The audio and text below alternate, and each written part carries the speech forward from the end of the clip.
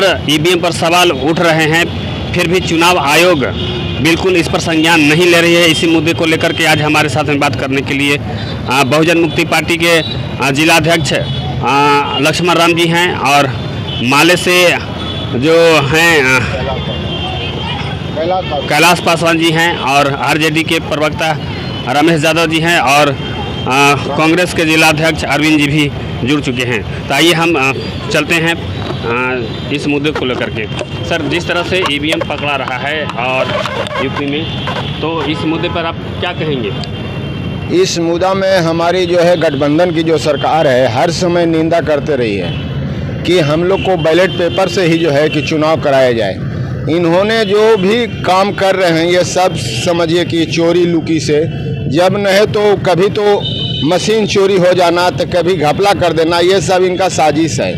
इसके साजिश के चलते हमारी पार्टी, गठबंधन की पार्टी जो है ये निंदा करती है कि ये सरकार फेल है, हर मायने में फेल है। तो आयोग को इस मामले में चुनाव आयोग को तो चाहिए का निष्पक्ष कराना चाहिए, लेकिन ये जो है कि सही रूप से नहीं करा रहे हैं। चुनाव आयोग एकदम भ्रष्ट हैं। लगातार बिहार में भी इस तरह की घटनाएं हुई, लोकसभा चाहे विधानसभा में। सर, हमारे साथ में आरजेडी के प्रवक्ता रमेश यादव जी हैं। सर, क्या कहेंगे इस मुद्दे पर? बहुत बड़ी गंभीरता मुद्दा है और इस मुद्दे पर क्या कहेंगे? यूपी के चुनाव के बाद जो ईवीएम मशीन इधर उधर पाया जा रहा है और वहाँ की जो भाजपा की सरकार, जोगी जी की सरकार बिल्कुल विफल थी। हम लोग कई कार्यक्रमों में उत्तर प्रदेश जाने का काम किए थे। व्यापक जन समर्थन अखिलेश जी को मिल रहा था, उनके गठबंधन को मिल रहा था और सरकार बखला गई और निर्वाचन आयोग तो रखेल हो गई है भाजपा की। इसको कहने में कोई हमको अतिशयोक्ति नहीं है, कोई झिझक नहीं है।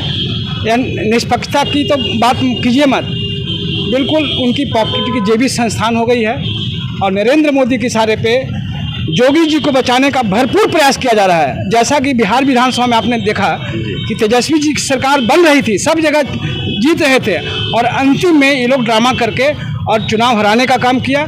इसी बात का केवल वहाँ डर है, नहीं तो तमाम जो मतदाता थे उत्तर प्रदेश के वह जोगी सरकार के खिलाफ थे।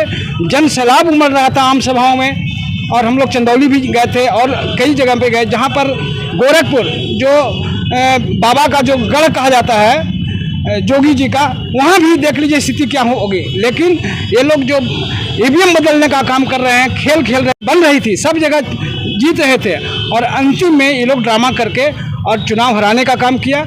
इसी बात का केवल वहाँ डर है, नहीं तो तमाम जो मतदाता थे उत्तर प्रदेश के वह जोगी सरकार के खिलाफ थे। जन सैलाब उमड़ रहा था आम सभाओं में और हम लोग चंदौली भी गए थे और कई जगह पे गए जहाँ पर गोरखपुर जो बाबा का जो गढ़ कहा जाता है जोगी जी का, वहाँ भी देख लीजिए स्थिति क्या होगी। लेकिन ये लोग जो ईवीएम बदलने का काम कर रहे हैं, खेल खेल रहे हैं, इसी बात से बिहार के लोग और देश के लोग डर रहे हैं। अगर गलती से ये लोग ईवीएम बदलकर सत्ता में आने का काम किया तो देश बचने वाली नहीं है, संविधान बचने वाली नहीं है। देश के संविधान को खतरा है। आने वाला दिन में लोकसभा या विधानसभा चुनाव होगा कि नहीं होगा, इस पर खतरे मंडरा रहे हैं। जिस तरह से सर बिहार में 12 बजे रात को काउंटिंग करके ये बताया गया सरकार को कि किसकी सरकार बनी।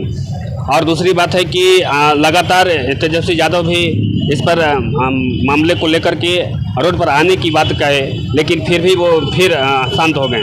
आखिर ये जब चुनाव आयोग इस तरह से हो रहा है तो चुनाव आयोग पर तमाम पार्टियां कह रही है कि बैलेट पेपर से चुनाव होना चाहिए, फिर भी एक ही पार्टी की बात मान कर के बैलेट पेपर ना ला कर के कितना बड़ा साजिश रच रही है, इसका क्या कहें? पूरे देश में हमारी पार्टी और हमारी पार्टी की विचारधारा के लोग इस बात को मजबूती से उठाने का काम करेंगे, आंदोलन करेंगे कि जब तक ईवीएम रहेगा देश में निष्पक्ष चुनाव की आप बात सोच नहीं सकते। ईवीएम के द्वारा खेल खेल करके रातों रात अपनी सत्ता बदलने का काम करते हैं, सत्ता में आने का प्रयास करते हैं। बिहार की पुनरावृत्ति उत्तर प्रदेश में भी करने की कोशिश हो रही है, जिस बात की संभावना है। नहीं तो वहाँ कहीं कोई, पूरा जनता में इतना विरोध था और देखिए क्या होता है। फिर प्रेस वार्ता करके अखिलेश यादव जी ने कहा कि अब लड़ाई जो है आर पार की लड़ाई होगा। जिस तरह से हम अंग्रेजों के साथ में लड़े हैं उसी तरह से हम लोग को अब लड़ने की ज़रूरत है। तो इस मुद्दे पर आरजेडी क्या करती है? बिल्कुल अखिलेश यादव मजबूती के साथ अपने गठबंधन की लड़ाई को लड़े हैं और भाजपा एकदम पूरी तरह फेल है। भाजपा कहीं कोई अथी नहीं था। अपार मतों से समाजवादी पार्टी के नेतृत्व में सरकार बनने जा रही है। अखिलेश यादव मुख्यमंत्री बनने जा रहे हैं।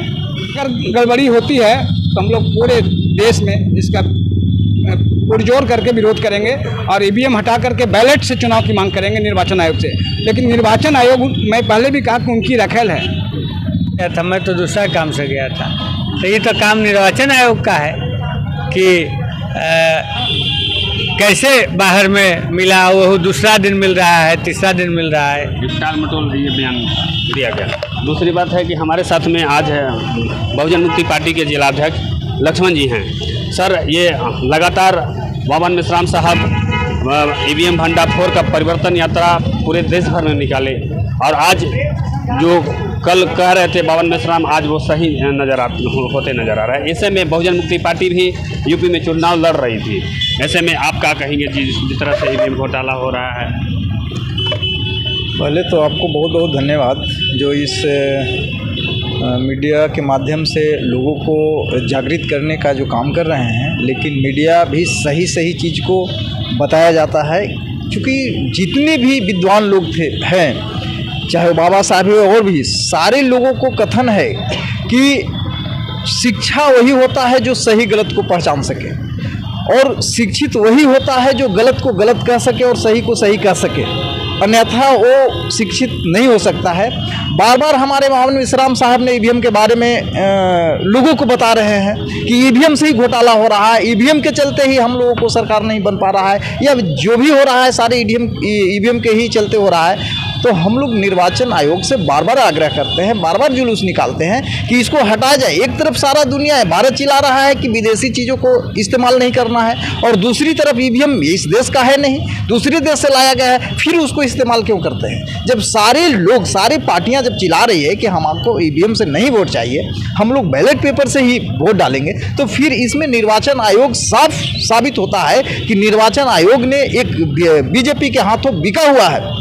जैसा कि हमारे भाई साहब ने कहे कि एकदम वो दलाल हैं, एकदम भेड़ुए हैं जो इस तरह के काम कर रहे हैं। निष्पक्ष चुनाव होना चाहिए, ये सारे के सारे अधिकार निर्वाचन आयोग का है।